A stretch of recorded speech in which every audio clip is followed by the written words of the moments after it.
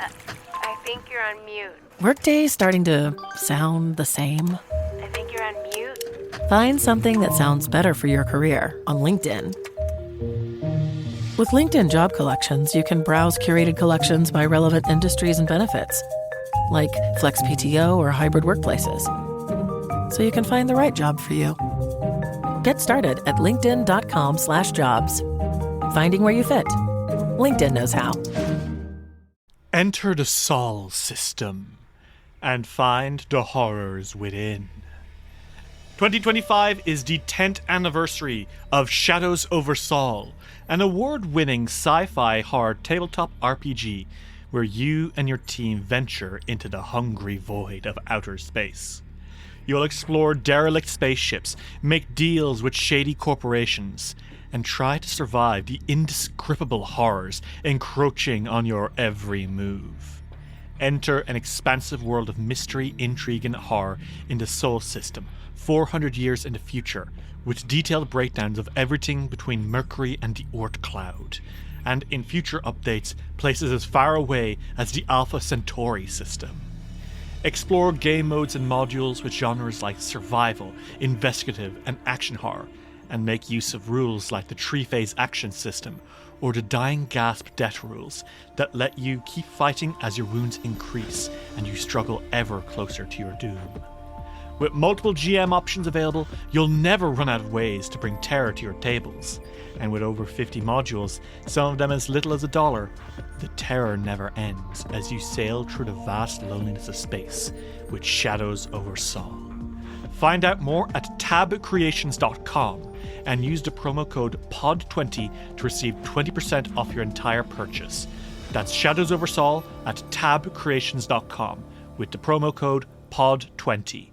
And remember, the universe is far too expansive for us to possibly be alone.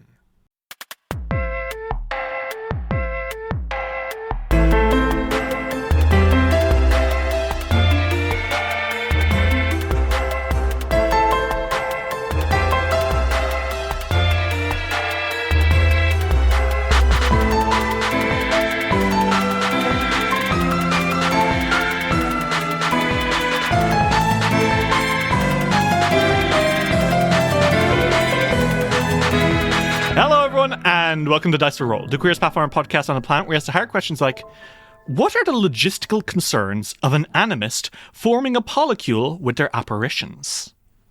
Oh. So, the animist. This is a class in Pathfinder 2e. It is a new class, a very cool class. And it basically, the idea behind the animist is that they are kind of like a spirit channeler. They will invite lots and lots of like local spirits into their body and use their powers.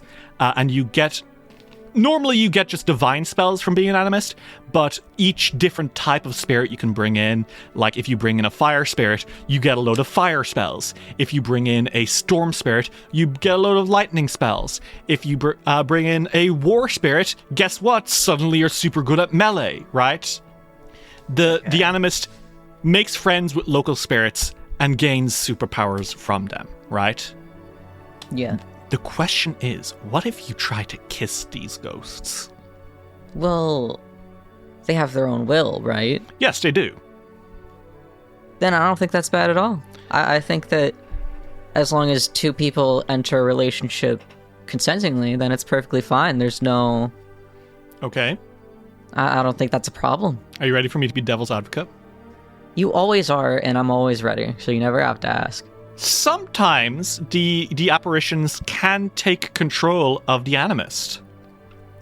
Well, that could be pretty kinky. Yes, definitely. Definitely. I think that's are just you something that would telling me- spice up the bedroom. Are you telling me, Derry, that you're kink shaming? No, I'm not. Yeah, Never. dice will roll. I wouldn't. Never. Are you being sex negative? I'm not. Not me. God. No, but like, here's the thing. What if it's done not as a sex thing? Well, I would still consider that part of the kink because people do that in their day-to-day lives. You're being obtuse. Also, Power exchange? now excuse you, not all kink is, I mean, I guess it is sexual, but it's not about sex all the time. You guys are being obtuse. What if the ghost possesses you without your permission, and it makes you do something that you don't want to do? Well, then that's I a would consent say- issue. Yeah, that's a relationship boundary that those two people have to talk about. Okay. Yeah. Also, what if you believe you are bringing in, like, I've just got a list open. What if you believe you're bringing in the vanguard of roaring waves, right? Like, this guy tells you, yeah, I'm a water spirit. I'm the vanguard of roaring waves. I love rivers. I love seas, blah, blah, blah, right? Mm-hmm. But then turns out you've actually invited in a reveler in lost glee, which is a clown spirit. And I'm shit you not, this is a real thing in the game. You can invite ghost clowns into your body that fuck you up. Well, I wouldn't do that, so. Yeah, but what if you didn't know? Because you can't trust every spirit. Well, again, that's just a matter of trust. I mean, if you enter into a relationship with somebody that you don't really know, I mean, that's bound to end up bad, right?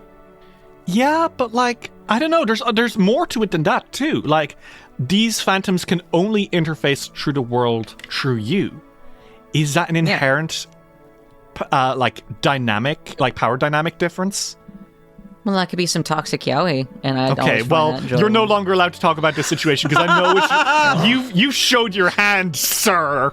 You showed your hand, and you told me you are not a trustworthy source to discuss this with.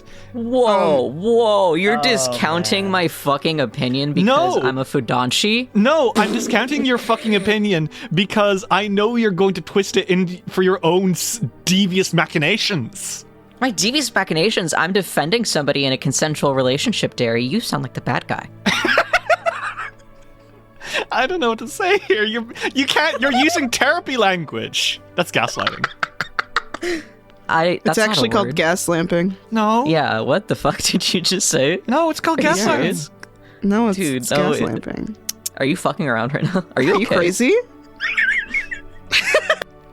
Okay, and add psychological manipulation to the content warnings. Oh my god. My actual take is that it all depends on if there's clear communication going on, and if there isn't, then it's not good. But if there is, then it is good, and that's how I feel about most things. Yeah. Okay. Listen, as baby witch speaking, so don't come at me here. Okay. But if you are trying to invite something without the necessary protections and precautions and research, there's a potential that something could be bad. Yes. This is a PSA. Make sure that you always know what you're doing. Okay. I hadn't thought about your expertise as a witch. Okay. We say this as I'm putting my Book of Shadows together right now. So your official ruling on this is it's okay so long as you go in knowing what you're doing. Knowing what you're doing, having the right protections and words up, making sure that you have all the necessary things. Just be careful, you know? Okay. I mean, I still stand by what I say. As long as these are two consenting entities, then that relationship is their business and nothing to do with you, nothing to do with me. So what does it matter what my judgment is? That's them. What they have is beautiful in between their two souls, and really, I have no say in the matter. Mm-hmm. Okay. I would never interfere with love. Well, I have I have one last thought, and it's like one last devil's advocate question. Okay. Yeah. What if you used a relinquish control feat to give the apparition control over your body, giving you an immunity against charmed and control effects, but also knowing that you can only recall knowledge, step, or strike while the apparition chooses what the rest of you does, and you use the instinctive maneuvers feat at level 8 to give yourself a +2 to grapple, reposition, shove, and trip checks to punch your grandma in the pussy. Well, immediately well, and instantly, that's consent, using that feat to give them Yeah, but you control didn't over consent them to pussy punch your grandma. You consented to have them do whatever they wanted with your body. If you had said anything other than Pussy that, punch grandma. I was going to ask you if you were asking this with your dick in your hands. But you did say that, so I can't make that joke anymore because that's disgusting. Well, what if you use relinquish control and your apparition takes advantage of instinctive maneuvers to get a +2 to trip? They could go trip someone else. Okay, fine. I guess I'm the bad guy. Here?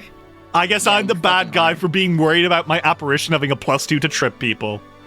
Yeah. Yeah, that's the reason. That's totally the reason.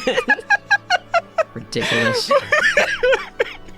Okay, do we want to play some Pathfinder? Yeah. One of the dumbest hard questions I've ever done. I'm sorry, guys. Pretty bad, man. Pretty bad. Okay. Anyway. So, when we last left our heroes in the Abomination vaults, the Fogfen Few came face to face with an army of devils, or rather, perhaps, a squadron. A Levelock and several Vordine devils faced off against you in the wake of your interaction with... Revian. In the wake of your interaction with Revian. And they tried to have you destroyed for entering the dungeon with the intent to undo the devil's power. After a tactical encounter with them, you emerged victorious and soon found yourselves facing more devils. Asvalvigander the Zebub, and several imps.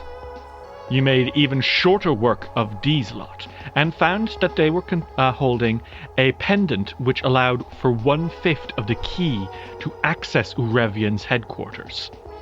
Feeling confident, you ventured even deeper, only to come across 2 devils working in a smithy, and Calidio Harovex, the graveknight cousin of Belcorra Harovex. This towering monster of a man immediately set eyes on you and identified you as the people who took the whispering reeds from Belcorra's private sanctum and furiously demanded you return it.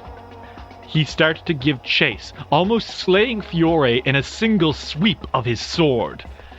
Silk took the book and was able to teleport away while Ulrich and Fiore hid as the Grave Knight chased you on the back of a skeletal horse. The 3 of you were able to reconvene towards the top floor, but Calidio is now roaming the dungeons searching for you, and, to make matters worse, if you don't return soon, it may be that the devils will come to Otari within the next few days. So, that's where we're going to start off, everyone. You are going to be walking home from the Fogfen, and yeah. You guys ready? A nice chill downtime session? Promise? Yeah. Now that you said promise, I don't trust that. Can I not promise to you guys? No. I don't know if there was nothing else I said. No, there was definitely something else that you said at the... Now we are hopping in. Ulrich, Silk, okay. and My Fiore. favorite bit. Ulrich, Silk, and Fiore. You guys are moving through the Fogfen. The 20-minute walk back from the dungeon is sometimes the hardest part of your journey out here. Maybe you should consider getting a cart at this point. It is the evening now. We see flickering lights deeper in the swamp. Torches? Will-o-wisps? Were they always there? As you guys make your way down the long road, you are all... Well, it wasn't an easy time in the dungeon. You certainly did have several stressful encounters back to back to back. But now, the town of Otari is on the horizon and you're slowly approaching. How are you guys doing? Well, I think that Silk's nerves are definitely still very fried. He definitely kept the box shut, so Rin does have the Whispering Reeds right now. Mm-hmm. You teleported it back to her to get it the hell out of there. I like to think that the box that Silk has folds up so that it's storable. Mm-hmm. So after he's very much certain that it's been 10 minutes, he folded that up and put it away in his bag. So he's not carrying a larger box right now. But he looks pretty unsettled. That guy is fucking scary. And he was really afraid that he would be found, and it would have been his fault that it got either stolen or it got one of them killed. Mm-hmm. He feels very guilty. At the same time, though, that is a valuable source of information. You haven't had time to study it as much as you would have liked recently, but like that does have a lot of hints about Nimbalot and Belcorra. Yeah. But now it carries a problem. Evil Bone Man, 1 kill. Yeah. Fiore and Ulrich, how are you two doing? Sore, mostly. Fiore's like, because they healed probably on like at the top floor, like at the entrance, because Fiore's literally not walking home in pain. Like he's not doing it. He's got the powers anyways. But he's like, oh, because I think that like wounds heal, but it still like exhausts you to be in pain, to have been in pain and been hurt like that. So I think he's like, yeah, this sucks. But he's not like, mostly he's worried. I think he's like just worried about it. He's not mad. He's not really like, he's not sad. He's just like, this is concerning, and like it's not like the most pressing issue that they have, because there's like a lot of pressing issues, which is crazy. But it's something that it's in his mind now, like actively. Fascinating. And Ulrich, how are you doing? I think Ulrich is sort of fussing over both Fiore and Silk a little bit, just making sure that they're both okay. That encounter did leave them incredibly frazzled. Mm-hmm. And now they're trying not to think about it, but now they have a timer in the whole devils possibly coming around, plus the added looking over your shoulder throughout the whole dungeon now is just, it's great. And needing to maneuver that enemy constantly might end up being a headache and a hindrance. Not a lot of bright sides, but Ulrich is trying to at least calm the group down as well as himself. How does Ulrich feel knowing that there's a 15% chance every time you enter the dungeon he's going to get you? It's a low chance, but you're saying there's a chance. To put it this way, you are 3 times more likely to have this happen than you are to roll a nat 1 or a nat 20. As you are all making your way back to town, and town is getting closer, I want to ask, how are you all, like, are you talking to each other? How are you approaching the road back home? I do think that Silk absolutely brings up the elephant in the room. And he, as they're walking, he says, I'm going to keep the Whispering Reeds back in my study. I don't think bringing it along with us is worth it anymore. Fair. But it does have some extremely powerful spells and useful abilities for when you face ghosts. It does. It does. What's for the worst that could happen? A lot. There's a lot of worse just around the corner. It still does say that he says, as useful as a lot of those spells are, Callidio getting his hands on that thing is possibly the worst case scenario out of anything that could happen to us, besides dying. Yeah. Until that matter's sorted, I think we should keep it someplace safe and far away.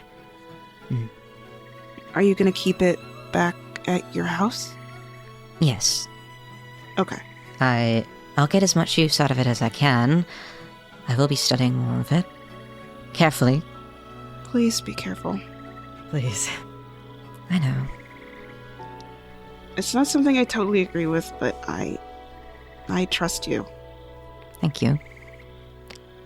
As the three of you get to the edge of Town Doe, you see a figure.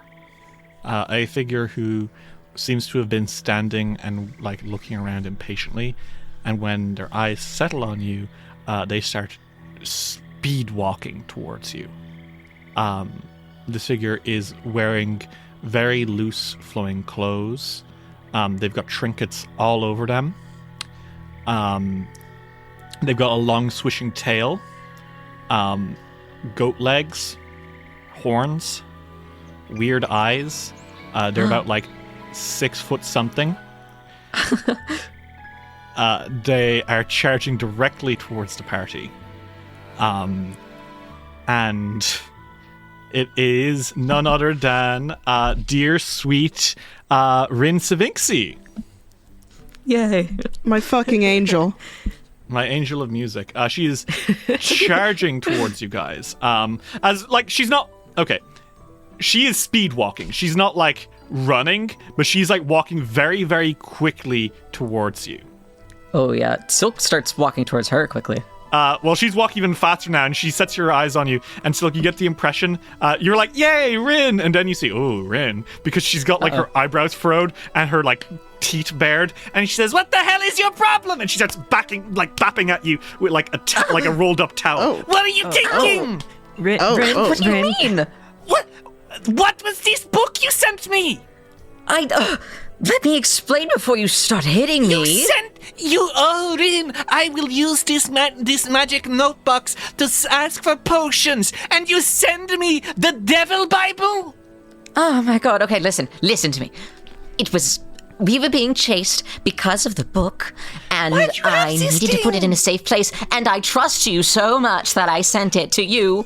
Oh, I am so grateful, Silkwitch for sending me evil book from Space Monster. Rin. I'll take it back. You shouldn't have this. You should burn it. I'm not burning it. Do you know what this book is? Yes, I've been studying it. This is verse. Now, don't lecture me. I know everything I need to know about it. You understand that this is verse? Yes, I know, I understand, I get it. It's a dangerous thing to read, and I have been taking precautions, and I have been as careful as I can. Now you Yuri listen is here. leaning on a tree. I will not take this. You are not my mother. No, but you... Oh my god. You know what? You can do whatever it is you like to do in spare time if it's save Otari. But sending evil necronomic... You know that I am being watched. Hunted even. And you are still sending me Necronomicon? Well, listen, a one-time thing. I won't be doing it again because I'm keeping it here in town now. She like deflates a little bit. There's somebody down there who's very dangerous, who very much wants that book, and we cannot let him have it. It would be even worse than me doing a little bit of skimming through it. Her face wrinkles a bit, but she exhales and she looks to you, Ulrich, and she gives you the towel and says, you keep this on hand, and if he does anything crazy, you start clapping, okay? Silk goes immediately pink and goes, I will keep this, but I'll use words first. Okay. Silk makes big puppy eyes at Ulrich, and he's like, you wouldn't hit me. Not You just- in the slightest. No, you're fine. Ulrich caresses his cheek. You're safe. I will not use this. I may not be his mother, but you are his fuck lover, so you will be... Oh my god. You are not together? Yes, but how vulgar do you have to put it? My Rin, goodness. That's crazy. She shrugs. You could just say lover. That's fine. I call them that. You two don't ever... Of course we do, but you don't have to say it. This is normal My part goodness. of love. Everyone Of course knows it is a normal part of... Rin, It is. People don't usually talk about that, like, publicly. Not That's because publicly. That's because people are pussies. I It's too much information. Okay, everyone knows it, but whatever. By the way, Ulrich, I love the ears. You look so handsome and dashing, and I really like your haircut. Now he's red. Thank you, Rin. Thank you for the compliment after completely exposing both me and She Silk. tilts her head. She just does not understand what she's doing wrong. Okay, no, don't worry. We love you. Anyway. All is going okay, though, in Scary Tower? Well, we came out alive. Congratulations. Thank you. It is deserved today. And she, glances at you again, still no longer chastising you, but more checking in on you. You are safe from evil big men? Yes, I don't know that he'll leave the dungeon. He very well could, but I believe he's waiting for us down there. And we will be back. Things are not wonderful. I can't lie to you, darling. Do you know what he is? He's a grave knight.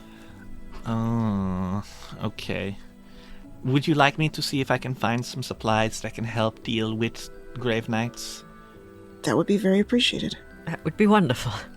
Kind of you. Okay, I'll do some searching. Holy stuff in general will help, but maybe we might be able to find some occult lore on destroying them. If memory serves, their armor is what brings them back to life if they are destroyed, so you must be sure to have some way to dispose of it. I'll do my research. Thank you. Now, why don't we get you home? You've all had a long day, and I'm sorry for yelling at you and for saying crude words. She shrugs a little bit. I forgive you, but if you hit me again, Rin... She huffs. Not in a dismissive way, more of like a...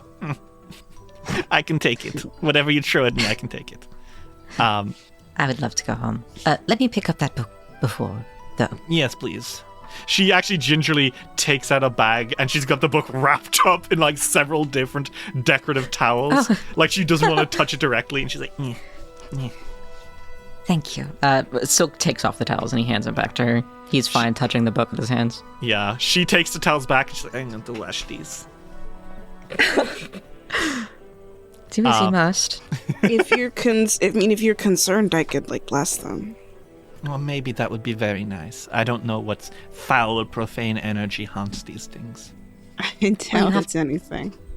You would have to read it for it to affect you. Don't worry, love. Yes, but what if I accidentally open it? Rin and the Fogfen Few slowly make their way home. Rin starts chatting about absolutely whatever, and you guys are able to head home. Go your own ways, wherever it is that you sleep the night, and Rin makes her way back into her house. And you guys, where are you sleeping? Presumably, Fiore, you're going over to the Dawnflower Temple. But Ulrich and Silk, are you guys going to your own houses? Are you going together? What's the plan today? Fiore is actually sleeping in a field under this. He's sleeping in a strange field. That's true. Really good. He's going fucking home. Silk is definitely going home, but I do think that on the way, he is holding Ulrich's hand, and he says, "Are you going to head home?" I think I might, but wanted to walk you home first. Thank you. You know I never mind if you stay over. Well, at the very least, it's good to have confirmation. I don't ever want to assume. You can assume whatever you like. Well, then you might just sway me to stay. I'll see if I'm not lucky. Silk leads Ulrich down the path, down to Snitch Street. As you're walking down, though, you do pass the dreaded ruins of the Thirsty Alpaca. Oh yeah, the evil ruins. There's something fucked up about those ruins. As you do pass, though, I want you both to make me a perception check. Okay. You're making me nervous.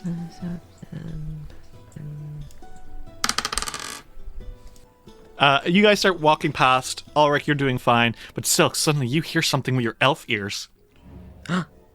They perk up. You hear something from, gasp, the ruins of the Thirsty Alpaca. Oh my god. He turns to look. You hear something echoing. Just for a moment, you hear the words, Oh. Gross. What's wrong? Those ruins have weird noises coming from them. They ought to just clear the rubble and empty the space, really. Are those the same ruins that the children ruined us of? Yes. Maybe we should investigate that. But it's icky. I know that it's not ideal of a place, but if it's in town and bothering people, we probably should investigate as the town heroes. I suppose, but ghosts are so finicky. I'm so in love with Silk hearing a disembodied voice saying the word doom from from the rubble and being like, what an eyesore, I hate it. That's his only concern, I have to be honest. Disgusting, get rid of it. Yeah. God. He thinks dead people are gross. Maybe we can build some barrier around it so I don't have to hear it all night. Well... My window has to look straight out into it. Oh, yeah, that is unpleasant. How long do protection barriers last, and time for casting? Maybe I could find something that's maybe at least a long-term temporary thing. Ugh. I'd hate to have to do something every day about it. Well, Fiora and I could help. It could lend some magical assistance. Oh, do you think... Did Ulrich Keep hear that saying now? Yeah, Ulrich heard it that time. Now his ears are perking up. Oh, okay. Do you think Fiora could, exercise it? Well, maybe, actually. Pretty good. I'll have to ask him later. You're like, it's not that important, fuck it. No, it's not like these ghosts are, coming to fucking haunt. I'm going to kill you!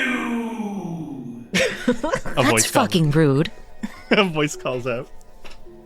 Oh, they make death threats all the time, but they never follow through.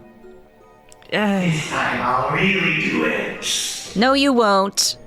Yes, I will! Pussy. Ulrich in the most deadpan voice ever. Will you? Will you actually? He's glaring at the ruins. No response. Enough of this. We'll deal with it some other time. Doom! Silk's ignoring it. He's walking up to his front door and pulling out the key. Ulrich is right behind him. He's like, I don't give a shit anymore. This is nothing. Fuck this house. He unlocks the door and he turns the knob, but he doesn't fully open it yet. And he says, "So have I tempted you to come in, at least for a while?" You could help me find a hiding spot for the book. You've already tempted me before you said that. Jesus. And Come in. okay. And you two spend, I'm sure, a lovely night together. Oh, yeah. They find a hiding spot for the book, and they also find their own hiding spot. Terrible. And well, why don't both of you make me actually quickly? What's a good skill check for Oh, this? Jesus fucking Christ. Come on, it's an old joke. It's an old skill joke. one, yeah. Well, you know what, Silk? I'll allow you to roll occultism because Oh, yeah. They do some freaky shit. yeah. And you know what, Ulrich, I'd like you to roll nature, please. Dang, what's the nature for? Okay. That's a 34 for Silk. Holy shit! I think sex Where's is the nature? unnatural. Now who's anti-sex? What we got? Oh, dang. No. 18. Well, we know who finishes first. Anyway, moving on.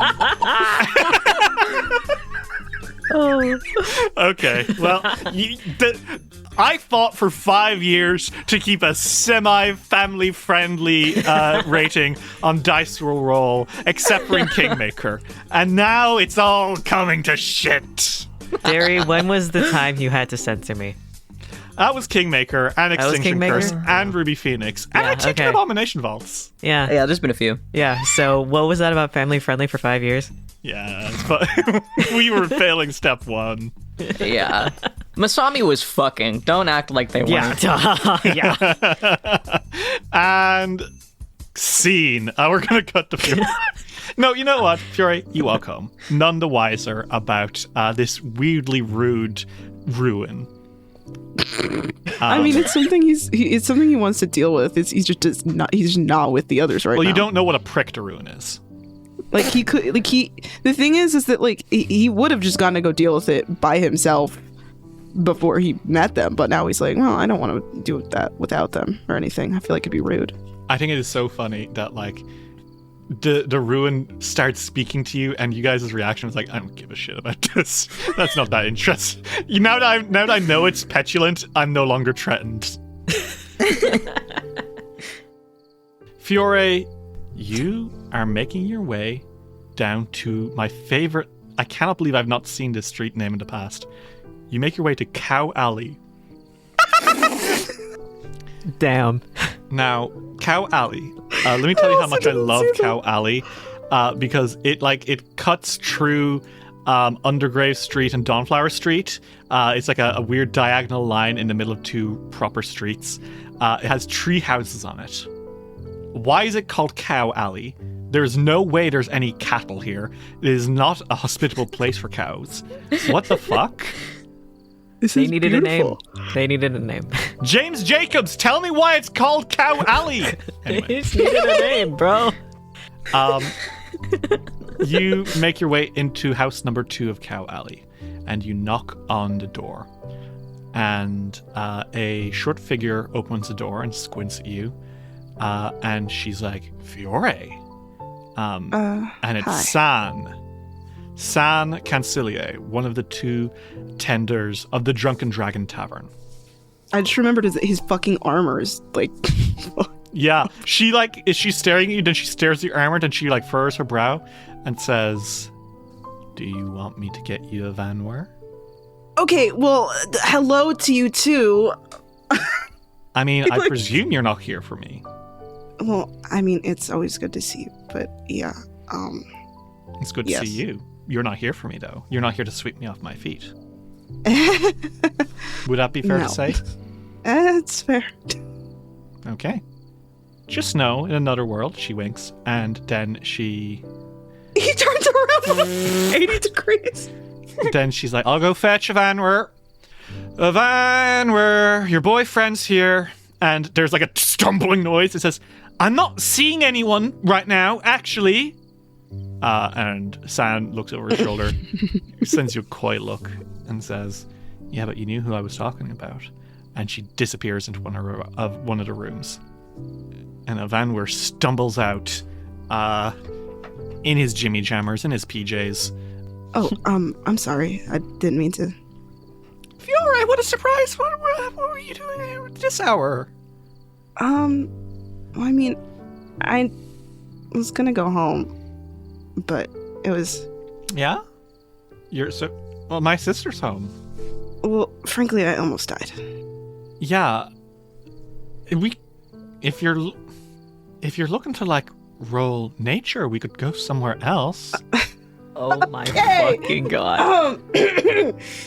I mean, Just I can't do it, with San here. I don't want to like, No, that would be. It w- The walls aren't. that's not. I'm. Holy shit! What happened to your armor? I wasn't lying. I got. We Oh my were at the God. dungeon. Oh my god! Did a dragon do this? No, I wish it was a dragon. What the hell did this? He like traces a hand over the massive dent in your armor. Do you know what a graveknight is? I can assume. by the name, I can assume. It's kind of like it's kind of like a lich. Yeah, except a knight? Yeah, you'll never guess it. Shit, that's terrifying. Are you like okay? We're Well, I healed. How much did you heal? It took me a little while. How But, much did you yeah. heal? He, raises his eyebrow at you. I got most of it. Come with me. He turns, and as he's walking back to his room, he stops by another bedroom and says, "We're not fucking!" Oh my god. Oh my god.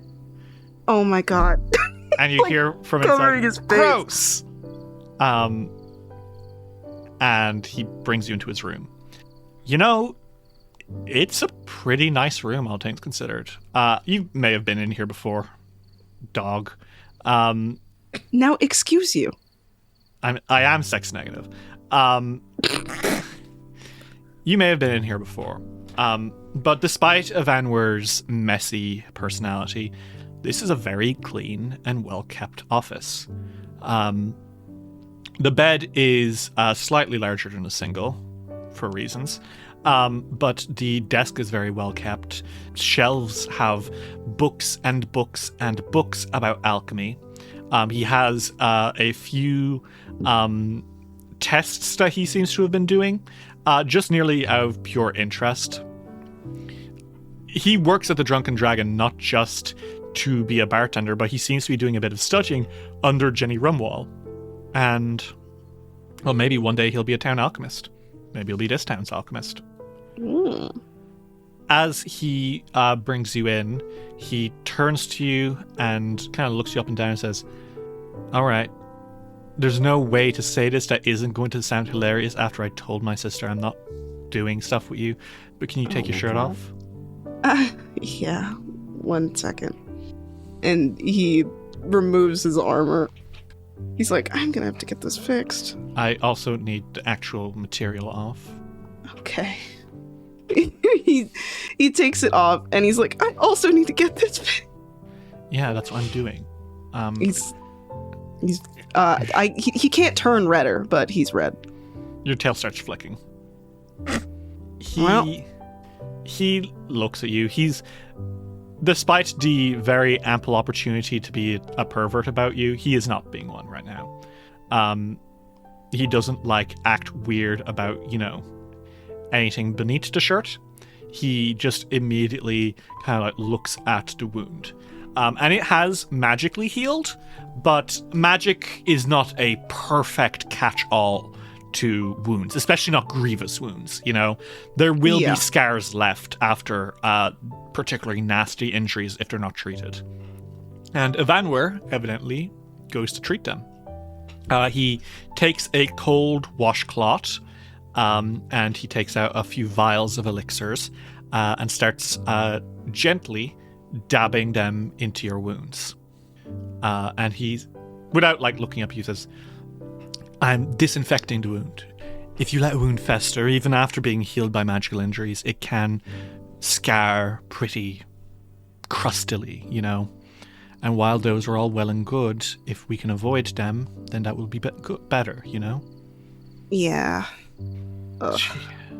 Cadence Breaches, you really took the brunt of this one, huh? Yeah, it was one attack. One attack? Mm-hmm. I think he might have caught me off guard. The floor is full of devils. And Right. I don't know if you know this, I am pretty good at handling devils, fighting, martially speaking. Mm-hmm. So I wasn't expecting to see him. We'd seen him before, but he left us alone. I don't think he realized that we were a threat. We had something that he wanted. And what if he comes back? Then we either have to run or fight him. Because he's still down there. Silk and Ulrich are... Silk got away pretty quickly. He wasn't leaving us alone. He had Yeah, no, don't worry. the thing that... And Ulrich and I were able to get away. But I don't think we're strong enough to fight him right now. Or at least... I guess we could, but it would be really risky. You're talking about other people's risk, but not really yourself. You put yourself in the face of one of these things. Well, yeah. This hit would have killed Silk. it would have killed Ulrich. But does that mean you should be taking them for them? Well, I don't throw myself in front of people, usually. Fiore is such a fucking real one for not telling Evanmir it was definitely Silk's fault that Fiore got hit. Oh no. Amen, brother. Damn. That's what he does. Fiore sort of fidgets with his hands and he's like, well, I mean, I don't try to, but I have to be in the front. What happens if one day you come back worse than this? Then I have to stay out a little longer. And ideally, we will handle this. And I still like adventure and fighting, but hopefully it won't be anything as scary as this. You really think it's going to get better as you go deeper? Better, no. But I think I'm getting stronger. So are days, Fiore, and that's what I'm worried about. I love that you're a hero. I love that about you. But, and I think he applies another alchemical elixir to your wound, and it does feel particularly cold. But I don't want to. I think he drops his eyes a little bit. I don't want to be exclusively thinking about the memory of a person when I could be thinking about the person themselves in my presence.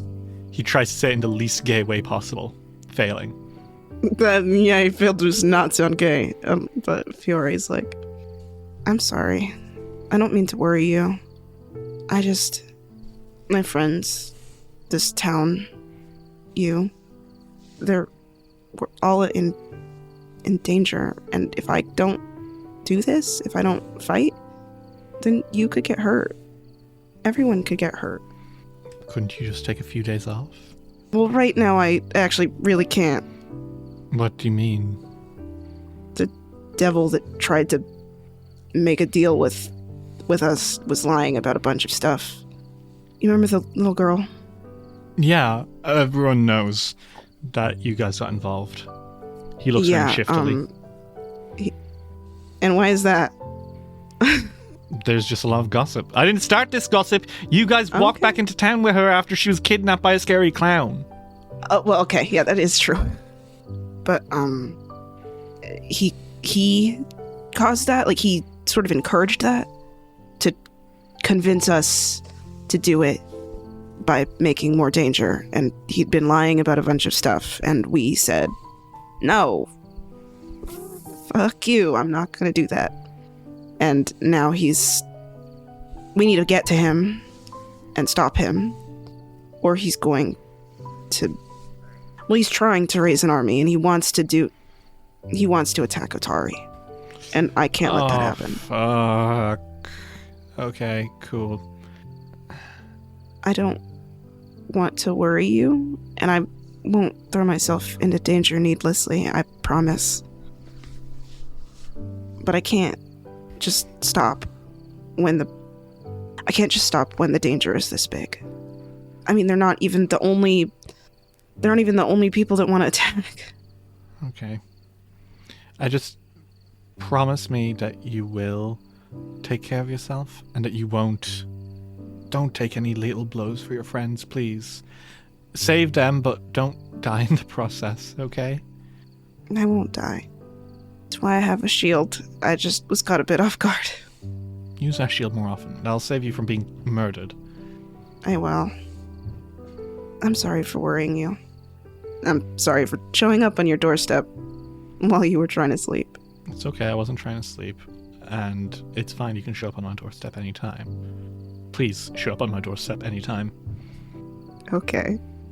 You can come visit too. You just have to get past my parents. Yeah, that's the hard part. With me, it's just me and San. With you've got a whole, church full of, really nosy and chatty priests. I'm sorry. They just care a lot. I can show you the back way in, though. He raises eyebrows. Can you now? Yeah.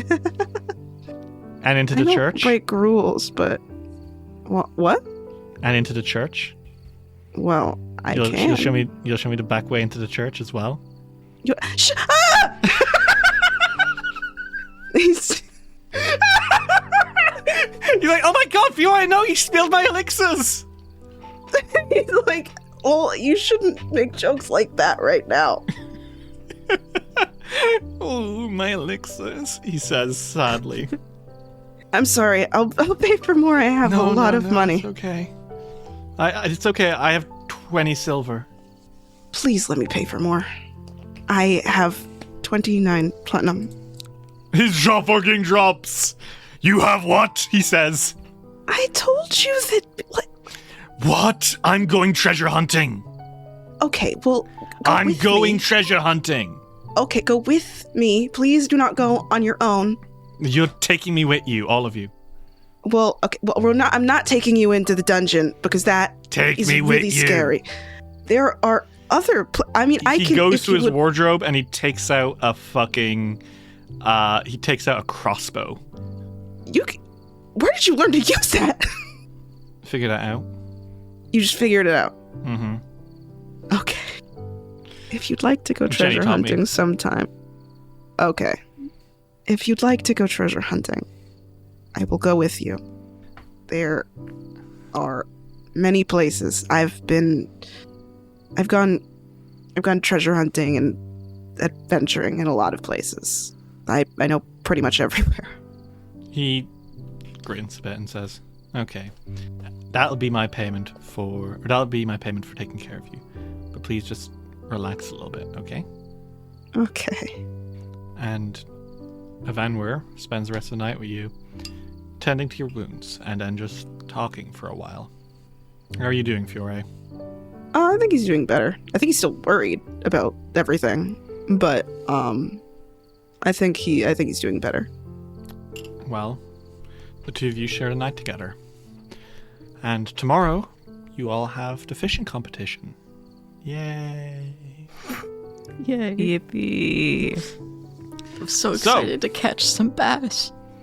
I told the college mysteries I was working on my casting. But I never said which kind. Stupid. Men fear me, fish want me. Morlabint has advised me not to talk about my relationship to men or fish. Jesus. Lord. Dice Will Roll will return after these messages. Hey there, I'm Hugh from Podderation. If you like today's show, why not check out Rolling Dice and Taking Names, the premier tabletop review show. Join Marty and Tony as they invite you to their metaphorical kitchen table to talk about all the latest board games, RPG games, miniatures, and anything in the tabletop world that takes their fancy. From in-depth reviews to the latest gaming news, they make it their mission to find the latest and greatest in the tabletop world and deliver it all wrapped up for your listening pleasure. Available wherever you get your podcasts. We now return to Dice Will Roll. Morning comes! Ulrich and Silk, how are you two this fine morning? Busy. Explain. No. I don't know what you mean. But when they're not busy, Silk is in the kitchen. They're making breakfast together. Okay. Yes. That sounds pretty busy to me. Yeah. Well, then they were double busy. Yeah. I'm trying to give you guys an out. We keep veering deeper and deeper. What about our dear sweet 13-year-old listeners who listen to the show probably? Fuck them. They're not supposed to be. Jesus. You're In fairness, we 13. have the I explicit- made You're 13. Ulrich Go back to fucking. Go back to Roblox. Big I don't know. one. Oh, that's much Also, better. I made Ulrich a bunny. You didn't think I would understand what implications those had too? God damn, boy. Oh Okay. yeah. You guys make breakfast! There were like 5 rolls last night. Anyways, Silk is. You guys make breakfast! Silk is stirring some eggs in a pan. Ulrich is on this. Ulrich is making waffles and or pancakes, whatever carbs Silk wants. Today's the day. It's the day of the fishing competition.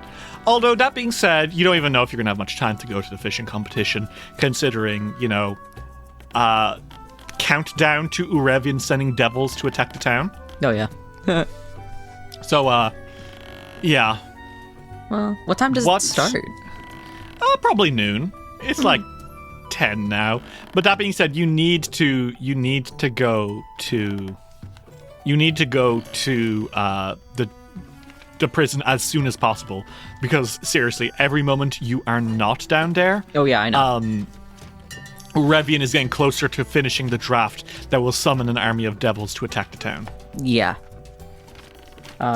Silk was just thinking about passing by, that's all. But no, he probably won't if it's like 2 hours from now.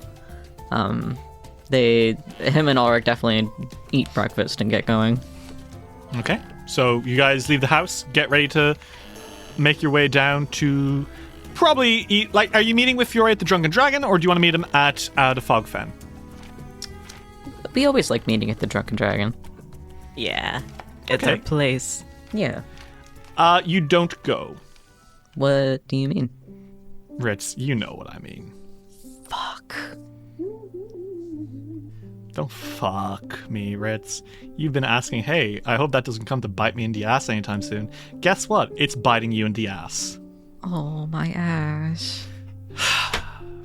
Oh, no.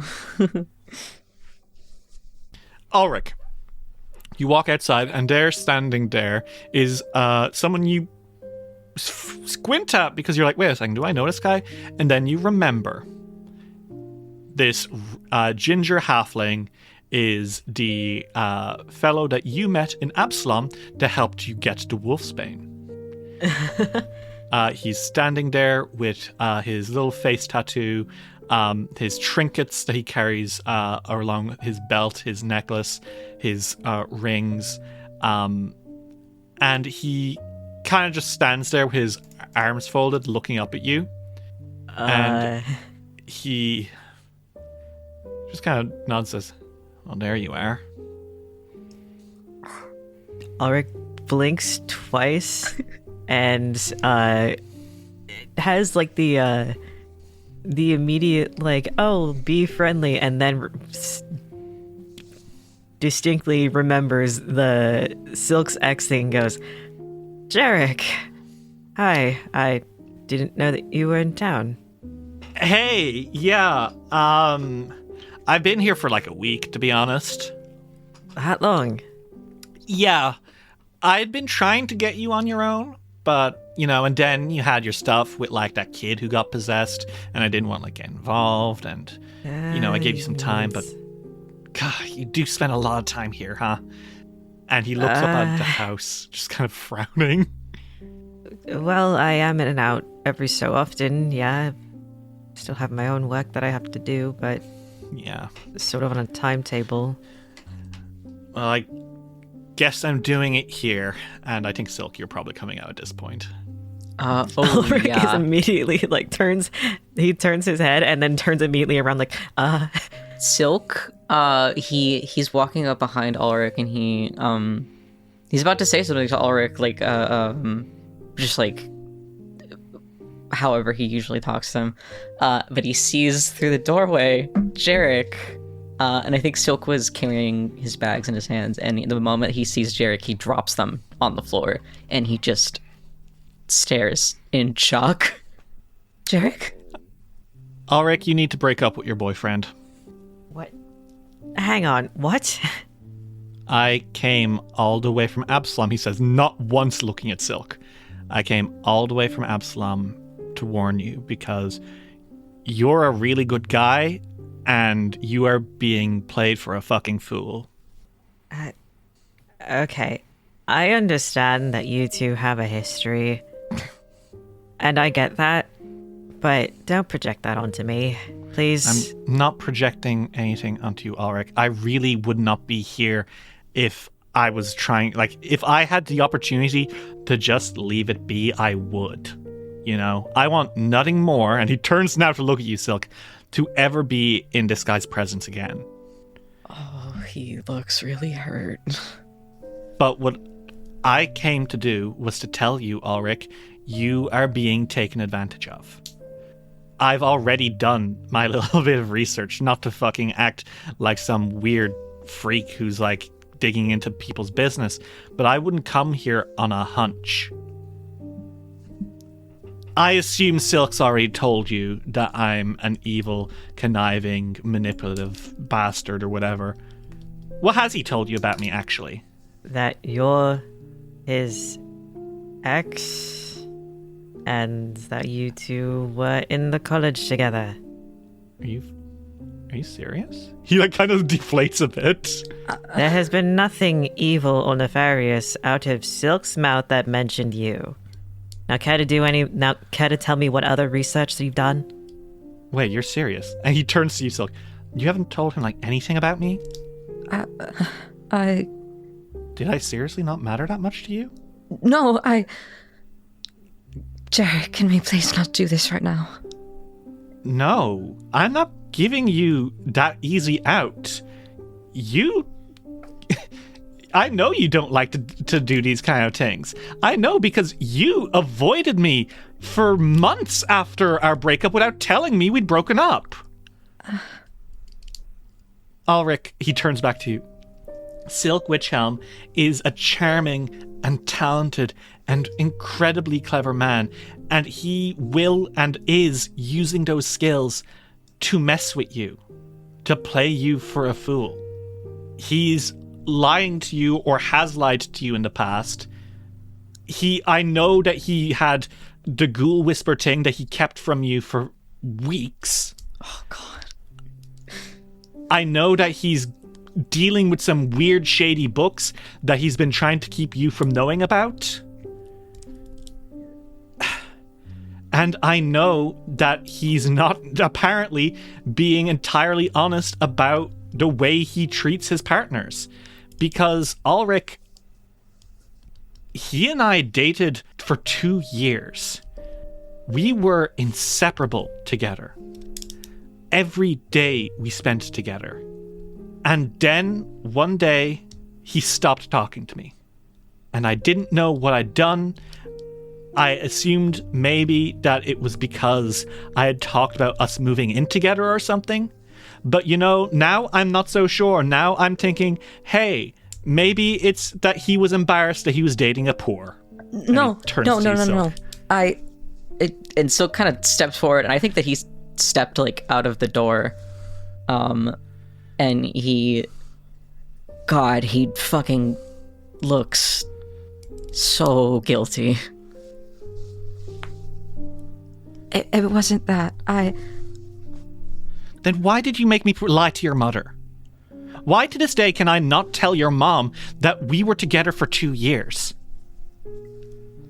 Why was our relationship a secret for 2 years? From everyone. Jarek, I'm sorry. I'm so sorry. I don't believe that. Why should I believe that? You don't have a reason to. I kept it a secret because I was really jealous of you. Fuck you. Mr. Rich and from good blood, jealous of me. Okay. I totally get that. Are you jealous of Ulrich as well? No, you were always better than me. Any time that you would come up when I talked to my mother, she'd ask why I wasn't more like you, and I just couldn't hear it anymore. So I didn't tell her. You were always so much brighter than me, and it wasn't why I left you, but I guess I didn't want to embarrass you.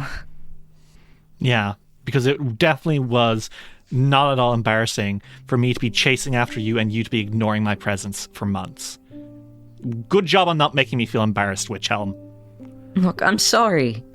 This isn't about me, and I'm not going to let it become about me.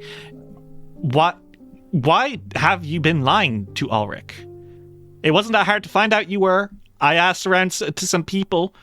People, when you ask the right people the right way, you find out a lot of things. You had a ghoul whispers. You didn't tell Ulrich for weeks. You kept secret evil books in your own home. You didn't tell Ulrich. You didn't tell Ulrich that you were a flunky from the College of Mysteries.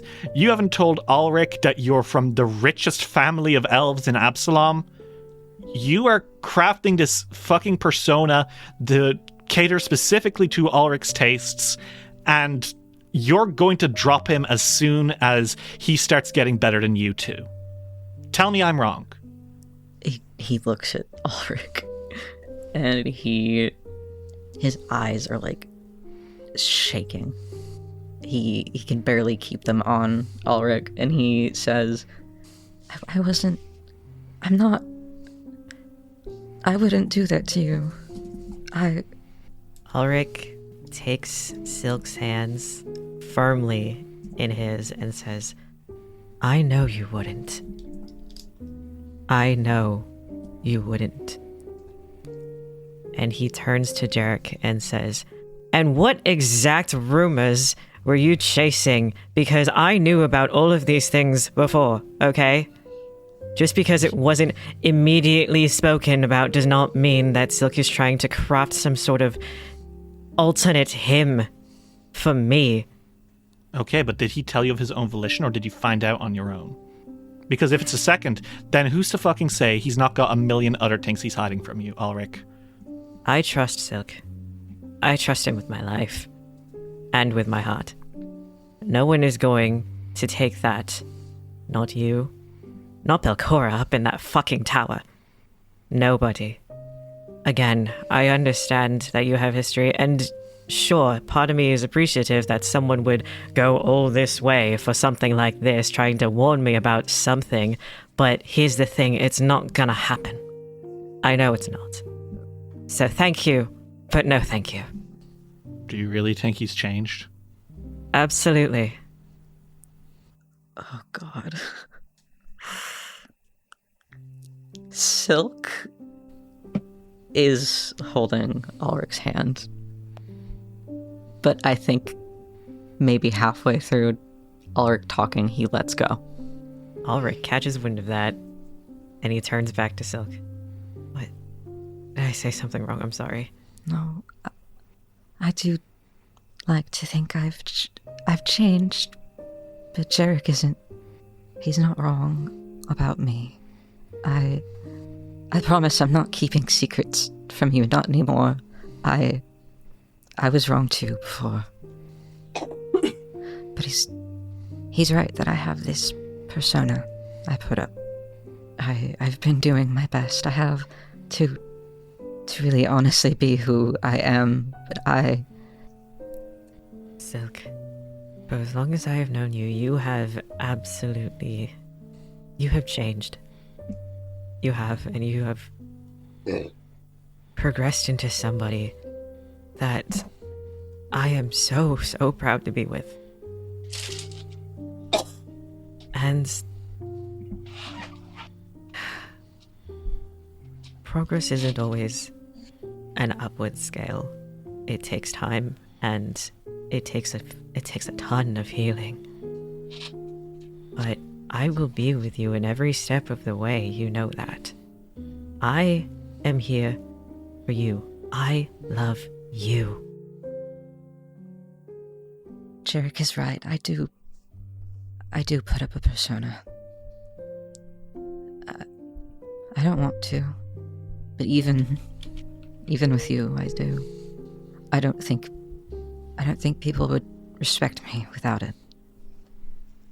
I'm supposed to be perfect, and I'm not, and I can't seem to reckon with that. I'm sorry for every time I haven't been honest with you, Ulrich. More than anything, I want to be, and Jarek, I'm so sorry. You did not deserve what I did to you. I was wrong. Every time I think about you, and I still think about you a lot, I feel horrible. I was stupid, and I was afraid of committing to you because I was afraid of letting you down. I loved you so much, and I He pauses and he bites his lip. And I'm sorry to say, Silk, in the middle of his apology for being dishonest, is a little bit dishonest. I still care about you a lot. Do I want Ulrich to make a perception check? If you want to. Ulrich, would you make me that perception check just to see if you can notice?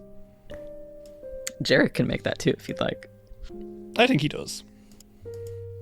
But these will be secret checks, so... Yeah. Ulrich, I think you more or less get it, right? Mm-hmm. I don't think you necessarily, unless Silk is unironically fully in love with Jarek, I think you get the meaning of what Silk is saying, which is like, it is hard. You're not entirely... Like, when you're with someone for a while, it's hard to get completely over them, Mm-hmm. I think you're aware of this, but I don't think you... Because you got a critical success. So I'm going to say that completely skips any awkward misunderstandings. I think you probably... And Ritz, feel free to correct me if I'm wrong. But, I think you get the understanding that, Silk does have still a part of Jarek in his heart, but also you are fully aware that your part is just as, if not more important. Relationships are just extremely messy, especially when you're an elf that lives forever. Yeah. Yeah, that's fair. Silk, I'll put it very definitively. Mm-hmm. Silk is in love with Ulrich. Mm-hmm. But Silk, it's not the same as it was, but Silk still has some amount of feelings for Jarek. Of course. Mm-hmm. He was his first ever serious relationship, and Silk doesn't know if he could ever let that go. Of course. Right. I've been there. I'm sure all of us have been there. There is a piece of Jarek that is lodged into his heart. Mm-hmm. And he's not in love with Jarek, but yeah. Thank God you rolled a fucking 19, Ulrich! Ulrich, with his really good people understanding powers. And I'm going to roll privately for Jarek. Sure. I'm not going to tell you what happens. Keep talking. Okay. I was so stupid. I was so fucking stupid. I thought that you really would be better off without me. And you probably are. I hope you are. He raises an eyebrow at you. I mean it. You were always such an impressive mind. And I knew that you would always do great things. Better than I could. But I really am sorry, Jarek. I shouldn't have done that to you. Silk sometimes still thinks about what would have happened if he wasn't such a coward about it. And I think in another universe, where they did stay together, Silk would have graduated by now. And is that the good ending? No. I think that he would find his own happiness, but Silk would not really be happy with that, because graduating from that school and succeeding in that path is what his mother wants for him and not what he wants for himself. So he would have been stuck in a life for somebody else's pleasure, not his own. And like I said, he would have found his own happiness in that, and he would have been able to carry on, but it wouldn't have been... He wouldn't be free. He wouldn't be totally happy with that. Jarek doesn't say anything immediately. Ulrich, how are you feeling right now? And you are allowed to be upset if that is how Ulrich is feeling. That is definitely something he is allowed to feel. Silk is kind of expecting them to be. The thing is, I'm not sure if Ulrich actually is upset. Oh my god, I'm gonna kill myself. Man. This fucking Christ-like figure. Ulrich, I think, fully turns to Silk and takes his hand, looks him straight in the eye, and what Silk does notice immediately is that it's not anger at all that Ulrich is looking at him with. It's sort of, in a way, an understanding, or at least trying to understand.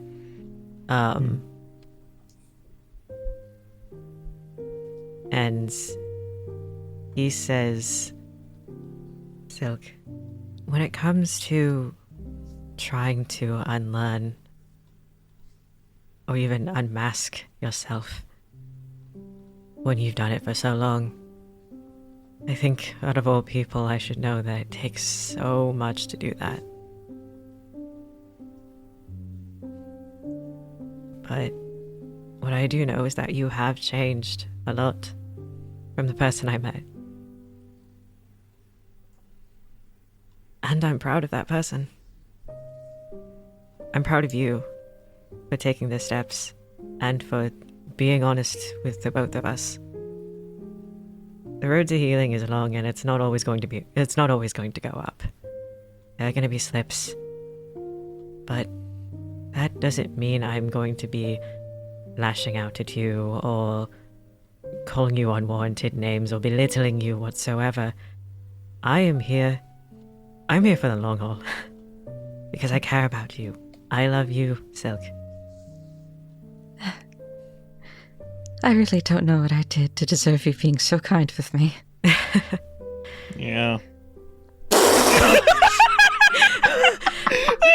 That's deserved.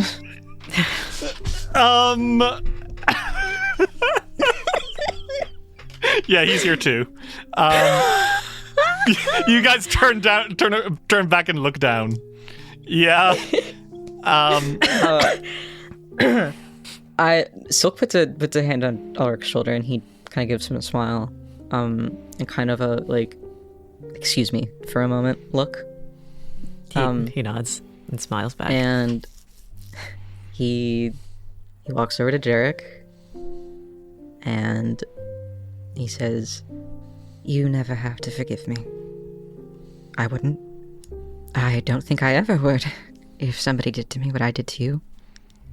I was careless with you, and I assumed something that I knew would hurt you. And I did it anyways, because I had some dumb idea that, in the end, it would have benefited you. I didn't want you to have to suffer me, and you know better than anyone that I was wrong for that. I'm sorry.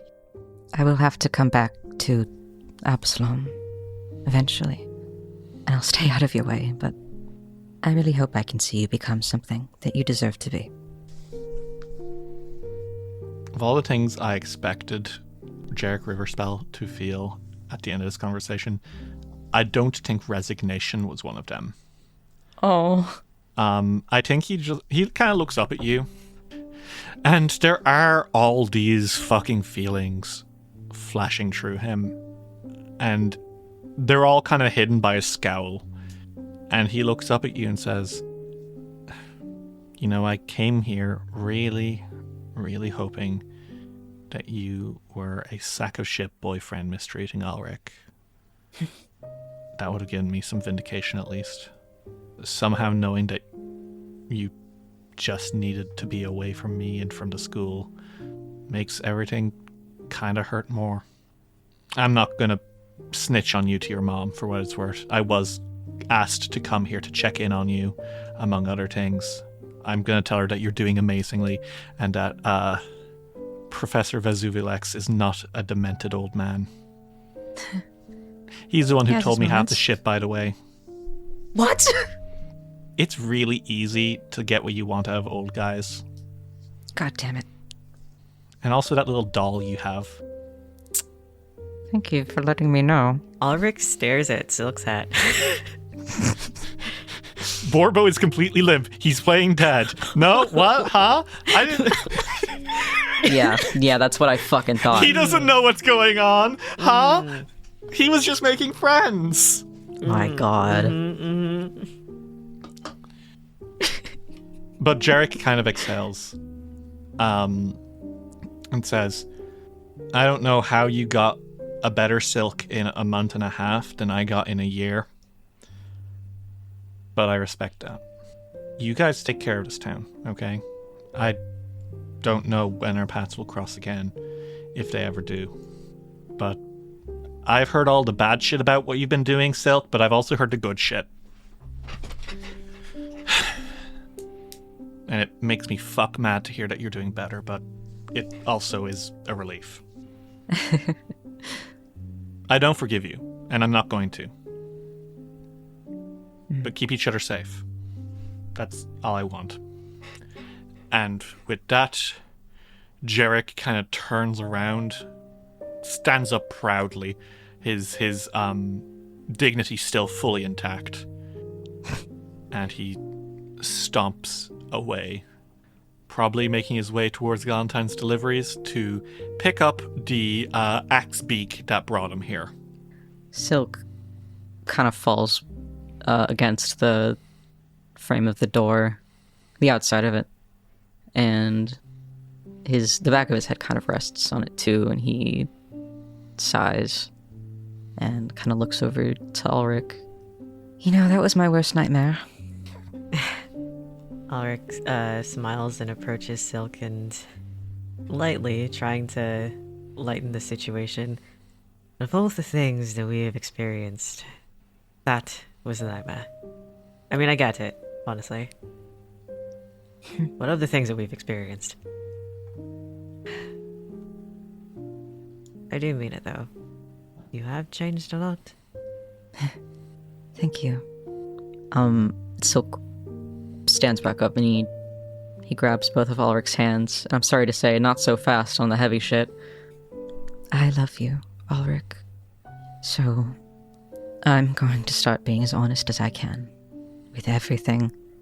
And so, I want to tell you that I'm really afraid of what will happen to us when I go back to Absalom. Especially if I have to stay. Because the last thing I ever want to do is hurt you. I know. And I'd be lying if I said I wasn't thinking about what happens after the dungeons. I did think about it. Sparing you the trouble. And I wouldn't blame you if you didn't want it. I know I'm difficult. And you are such a saint for dealing with it. My angel. And he strokes Ulrich's face. My fucking god. You know I'd never clip your wings. I'm gonna puke. Sorry. You don't have to tell me what you want. No. Ulrich grabs Silk's hand, the one that's resting on his cheek, and rests his hands on his and says, well, as long as this angel has a handsome star above him, I'm fine.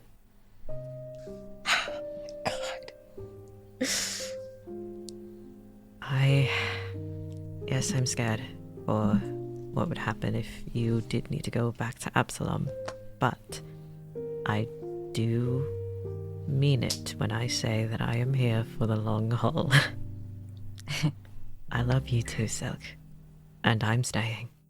Even if, God forbid, even if you actually did disappear into the night, I will find you. You think you can keep things from your highly perceptive boyfriend? I always hope you'd chase after me. He leans in and he kisses Ulrich. He does a quick kiss back and says, oh, if you do a lot of running, it's a good thing I'm fast. My. Somewhere down the road, Jared kicks a pebble. Oh, I feel so bad for God. I gotta say, Ulrich almost went fucking feral on him. Yeah, I know. I could feel. You were like, how fucking dare you tell me how my relationship works, asshole. Yeah. God. I need you to know that if Ulrich did, Silk would have stopped them. Because Silk fully he knows he deserves whatever Jarek throws at him specifically. Mm-hmm. He would have asked him to stop saying anything about Ulrich, but he Silk deserves it. What I will give you all, because in the interest of good vibes and no sad endings, I'm sure this isn't the last we've seen of Jarek Riverspell. Huh. Unless I just left him miserable forever! Oh my god. He's my OC, so I can do what the fuck I want with him. That is true. I fix everything, and you're like, and actually, by the way, he's got chlamydia now. God. Meanwhile, elsewhere, you reel in a big fucking bass. Or a big fucking bass. Look at that fucker. Bass? Yeah, it's a bass, a sea bass. You said bass. Yeah, I fucked up. Fuck you. Oh, dude, check out this sea bass. It's maybe like 9 inches long. How big are sea bass? Sea bass length. I don't know, but if you were gonna say the Animal Crossing thing, I probably would have jumped at your screen and killed you. So, Fiore, you catch a sea bass. Oh man, look at it. It's like a foot long. Hell yeah. You got a sea bass. No, wait, it's at least a C+. I'm... Fuck you. It's such a dickwad. Evanwer is next to you and he says, dude, that's an impressive fish you've caught. Yeah, it's huge. Thank you. Yeah. You might win with that. That looks amazing. You think so? Yeah, maybe. Go get it registered. I'll do that. He goes to get it registered. And you guys are having a great time at the fishing contest. Nothing bad is happening. You're supposed to meet with Ulrich and Silk at the Drunken Dragon, but like, come on, fishing. No, well, weren't they gonna do this together? Yeah, but they didn't show up. No, I think that Fiore is like, he's walking back and he's like, I have no idea where Ulrich and Silk are. Yeah, it's fine. They're probably, doing couple stuff. I only caught a mackerel. You're okay. It's mostly chance. Yeah, eventually you make your way back up to Tamley Tendervale, the person in charge of the Otari fishery and in charge of this fishing contest. And she's like, and we have a winner!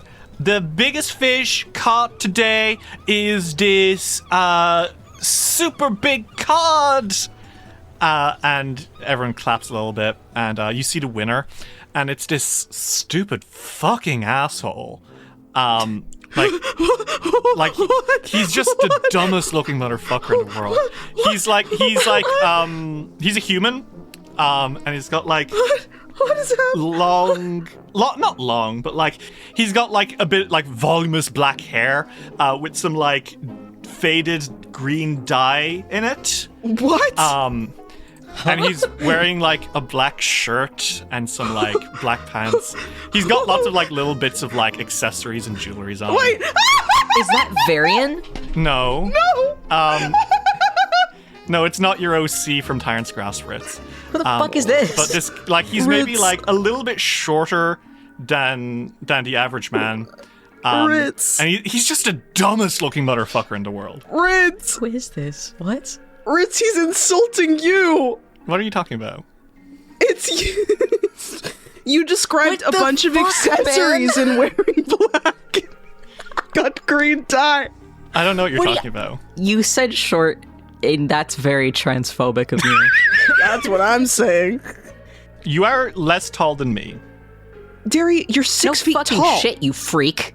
That's weird. Anyway, I don't know what you're talking about because, this isn't Ritz. This is just some guy. Okay, but he is the dumbest looking motherfucker you've ever seen. And what's his name? Would you like to name him? What's his name? His name is Ravio. Ravio. Good Lord. Ravio Thunderwell. Okay. Why don't you just give him my full name? It's a fantasy name anyway. What are you? It's Richter Thunderwell. Jesus Christ. And he's the only. You know what's really cool about him though?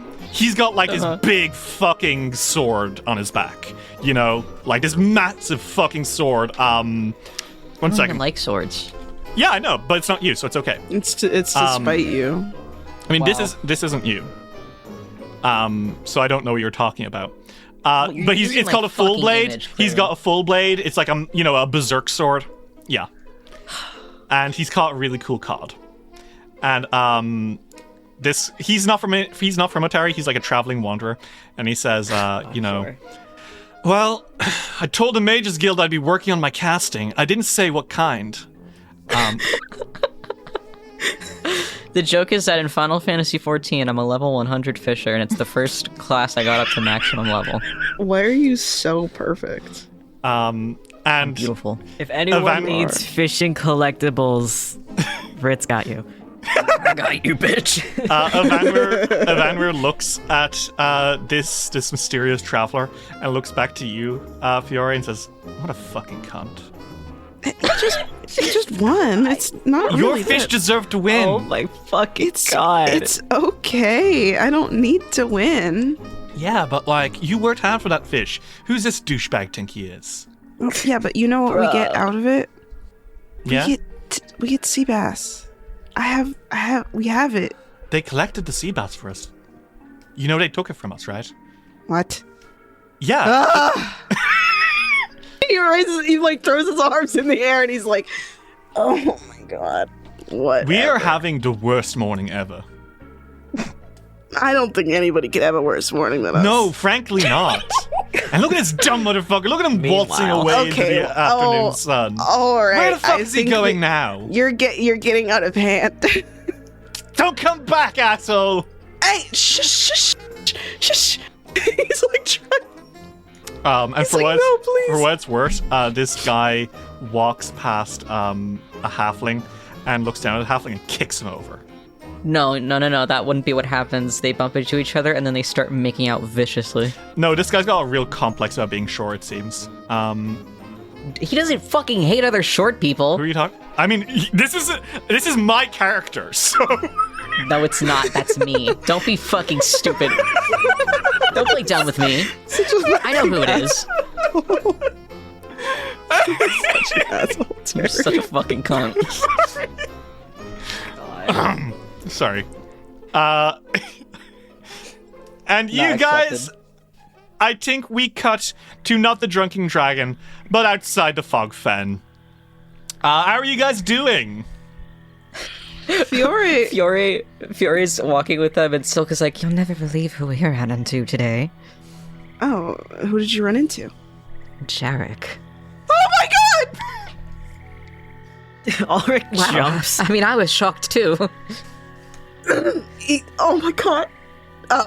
I'm sorry. Ulrich and Silk, I'm not even gonna ask you to make fucking perception checks against Fiore Sunchaser's miserable... Oh, actually, he is trained in deception. Make me... I guess make me a perception check.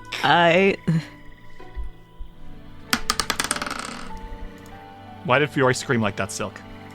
Ulrich, Why'd you scream Fiore like that? definitely met with Jarek beforehand, and Jarek definitely asked him questions.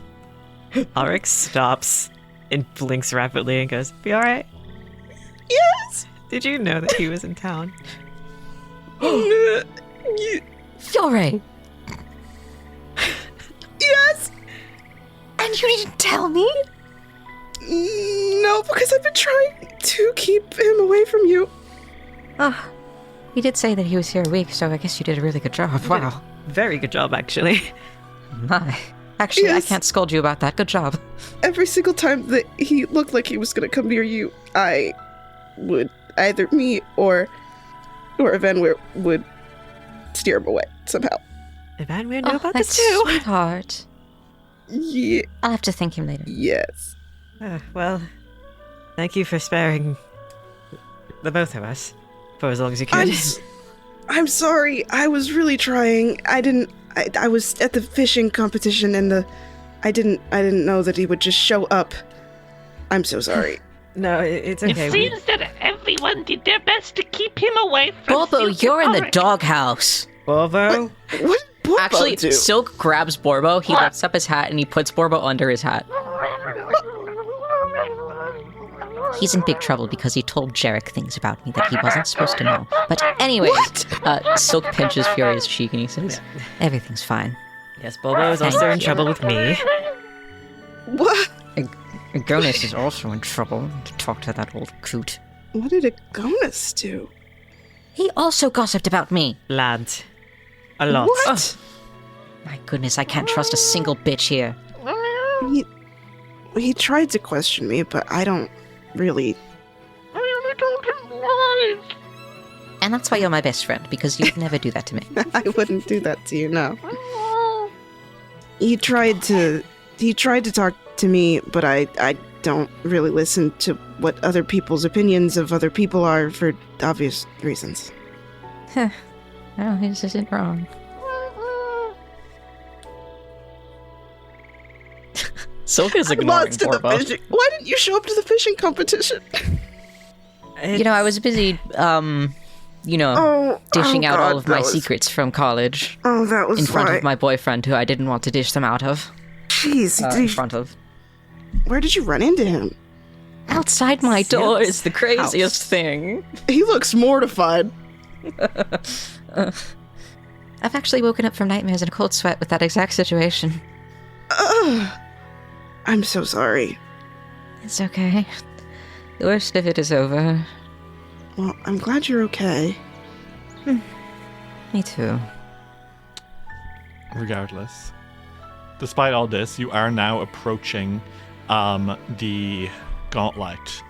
And I need one of you to please roll me 1d6 privately. Okay. Oh, and for reference, Fiore probably did go back home at some point because he needed to get, like, spare armor and clothing. Yeah, Real. fair. Bro snuck out at 4 a.m. He did actually do that. Then he snuck back in.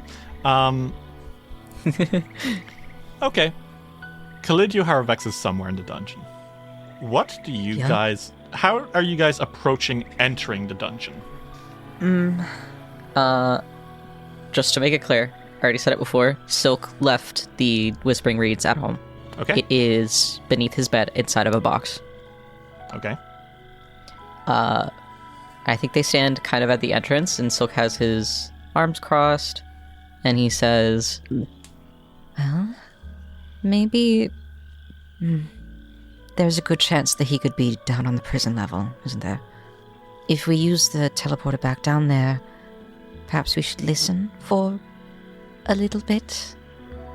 You haven't activated the teleportation circle on the prison floor. For what? oh, you're right. You would be teleporting into the tavern. That's the lowest you can go right now. Right. As we go down, keep an ear out. Mostly relying on you, Ulrich. Oh, my ears are ready. Big ass ears. They bounce. Silk pokes one of them. It reacts. He loves those things. All right, get a room. Later. Oh my gosh.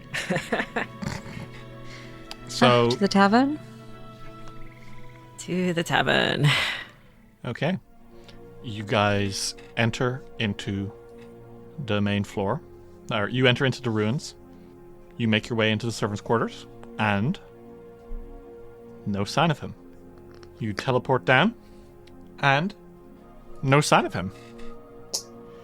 You good. wander into the prison floor. And no sign of him. Yet. So you guys are... sorry about that. You guys are back now on the in the lower shaft of the prison floor, which is to say the bottom of that spiral staircase that leads all the way up to the top. This is where you encountered the Vordines and the Levelocks. To remind you, there is our 4 corridors leading out here. The left one leads to the big force field area where you encountered Revian. Then to the south, there is a corridor. To the east, there is a corridor, and to the north, there is the drill field where the Levelocks were where the Levelock was training the where the Levelock was training the Vordeens, and also that elevator covered in hellish energy. Yeah. How are you guys doing? Fiore is feeling a bit nervous, mostly about the incident yesterday. But I think he feels a bit more prepared knowing that it's there. Like, now that he knows, he's like, okay, I can handle it because I won't be surprised by it. Yeah. That's how he feels. Why don't we knock out the south? It looks particularly evil in there. For what it's worth, I will also say there is nothing to the north, and you can see that where the elevator is. Yeah. You can go to the south, but I'm just letting you know that there is nothing up there, and you can see that, except for the elevator. If you still want to go south, I won't stop you. Just wanted to clarify that. So wait, south is... I actually meant to say north when I said that. You motherfucker. Yes, north is up. No, I know what it is. I don't know why I said south. It's okay. They always put the maps into cardinal directions. Yeah, I know. So south does have something in it, or well, no, fuck, god damn it, north has something in it. North is where the drill field is. Yes. So west is where the evil force field door is. South and east lead to several corridors with doors, and north leads to a drill field, which is now empty. It was once where the Vordeens were training, and what appears to be a hellevator. Pretty good. All right. Fiore is like, well, something I know, like, when we were running, great news. It's another corridor with with a door, and then a corridor, and then another fucking door. Fantastic. My Another favorite. direction. Isn't it great?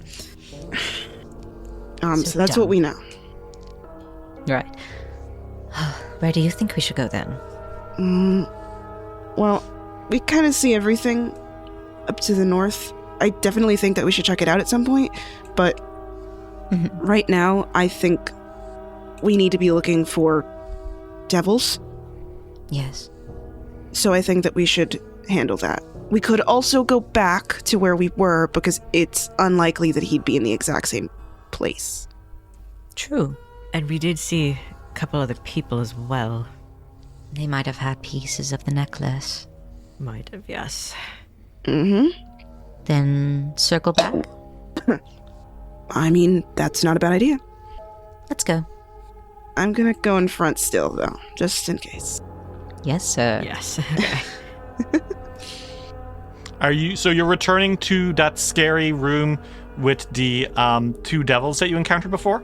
Yeah, because there's every chance that they have one, and also, you can't escape playing them. my bear and my twink devils.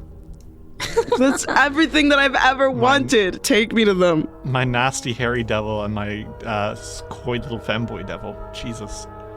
Whoa. You guys make your way man. up to the door, and you hear the loud sound of clank, clank, clank. Not armor clanking, thank God. It's either someone using an anvil in there, or gulp. Surely they're not. What do you guys do? Fuck up. You're horrible. The clanking speeds up Family ever so slightly. friendly. Dude. What's going on in there? You hear a chain whip being used somewhere. I'm scared. Open the goddamn door.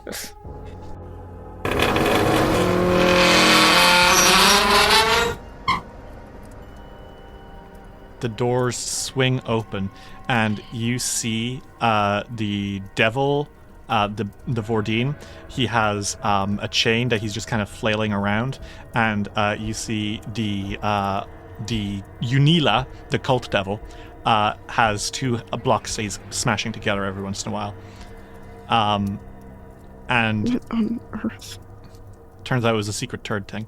Good lord. The Vordine, however, looks up at you guys.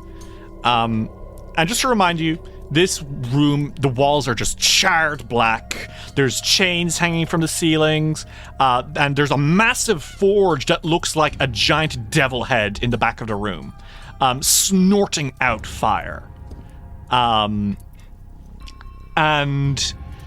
I think the Vordine here steps forward, wiping sweat from his brow, and says, "Well, looks like you're back.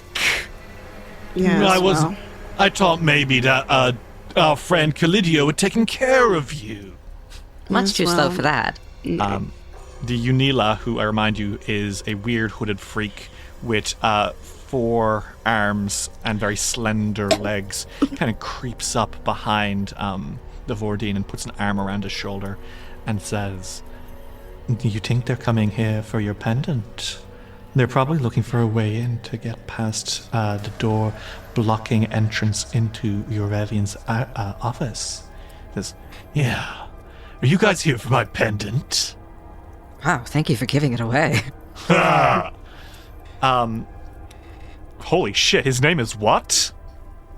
What's his name? What is his name, Derry? He looks at you guys and says, "My name is Bar Cumbuk."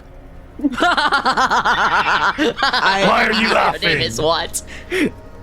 Why are you laughing? You have a stupid fucking name. You dare to laugh at Bar Cumbuk, the skilled smith of the Hellforge? I don't even. Silk is like doubling over. I'm sorry. Bar Cumbuk, baby, they mock you. I'm not. I'm not Your part parents of this. hate you. I don't have parents, I'm a devil. Bar Cumbuk, Your lord hates they're you. mocking you for not having parents. You're right, Zeke, they are. Well, we're My not. name is ridiculous. You should kill them, Bar Cumbuk. didn't pick that name? Yeah, I will do it. He tightens his grip around his hammer. I'll show you. And Zeeg, apparently the Unila's name is, kind of skitters left to the side a bit and says, "Yes, you will, won't you?" And Bar Cumbuk raises his mighty trident and starts charging towards you, head lowered so as to pierce you with his horns. All the while, the real threat, the Unila devil, snickers in the background, preparing to cast some spells on you, while the Vordine takes the brunt of your attacks. Ulrich, Silk, and Fiore, the 3 of you, raise your shields, prepare your spells, and grab your instruments as the denizens of the Hellforge descend on you.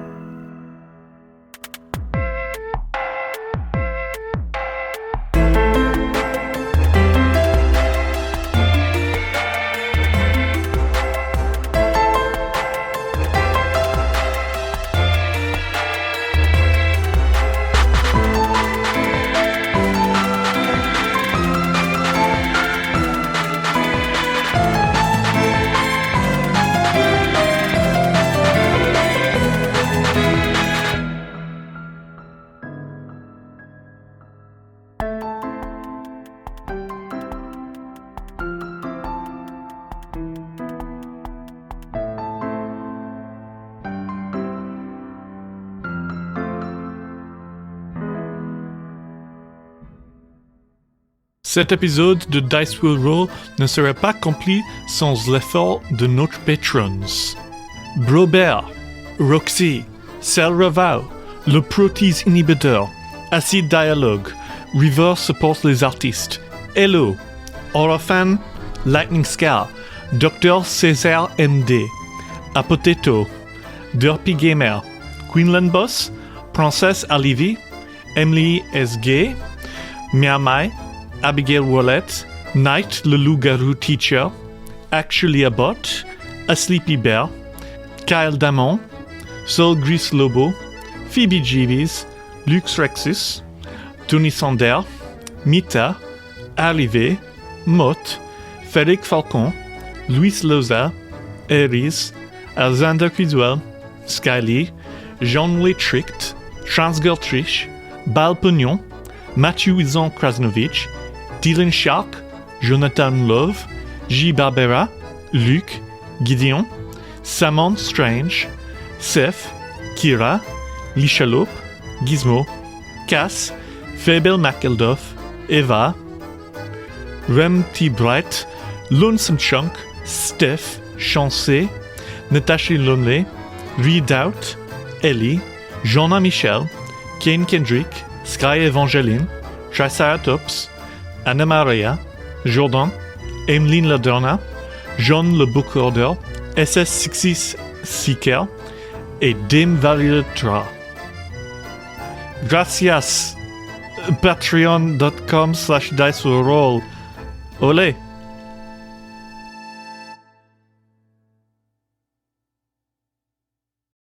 Hi there, I'm Hugh from Podderation.